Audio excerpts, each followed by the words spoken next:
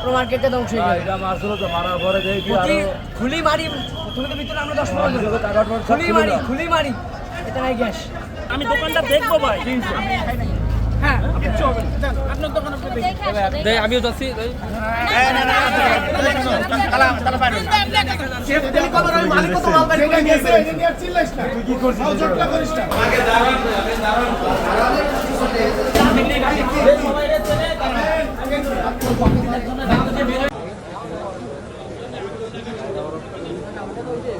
আমাদের আনুষঙ্গিক বাইরে যত সাইনবোর্ড ইনস্ট্রুমেন্ট শোকেস টোকেস ছিল এগুলো অনেক ক্ষয়ক্ষতি হয়েছে আমাদের এবং মনে হয় খুব সুন্দর প্রায় 20 থেকে 25টা দোকান অনেক ক্ষয়ক্ষতি হয়েছে।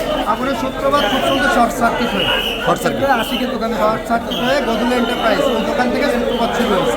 আসলে আজকে এই খুলনার এই আগুনে নিউ মার্কেটের পাশে বাইতুন্নুর শপিং সেন্টারের নিচতলার যে মোবাইল মার্কেটের আগুন, এই আগুনটা 23টা 10 মিনিটে আগুন ছিল। আগুনের সংবাদ পেয়ে সাথে সাথে আমরা বয়রা ফায়ার স্টেশন থেকে এক এক করে আমরা 5টা ইউনিট পাঠিয়েছি। তারপরে পার্শ্ববর্তী আমরা টুটপোড়া ফায়ার স্টেশন থেকে একটি ইউনিট পাঠাই। সর্বমোট 6টি ইউনিট দিয়ে আমরা আগুনে কাজ করি। অত্যন্ত দ্রুততার সাথে কাজ করার ফলে আমরা আগুন নিয়ন্ত্রণে 23টা 50 মিনিটে সম্পূর্ণ আগুন নিয়ন্ত্রণে চলে আসে। আমরা অলরেডি এখন আগুন নাই, তবু আমরা দেখতেছি কিছু হালকা ধোঁয়া আছে। সব মশার বিরুদ্ধে সুরক্ষা দিতে এলো বসুন্ধরা এক্সট্রিম অ্যারোসল, মশার বিরুদ্ধে এক্সট্রিম সুরক্ষা। আগুনের সূত্রপাত দেখা যাচ্ছে, আমরা আপাততভাবে মনে করছি যে আগুনটা বৈদ্যুতিক গোলযোগের ফলে আগুন লাগতে পারে, কারণ বিদ্যুতের অনেক পুরাতন তার ছড়িয়ে ছিটিয়ে ছিল বাইরে থেকে।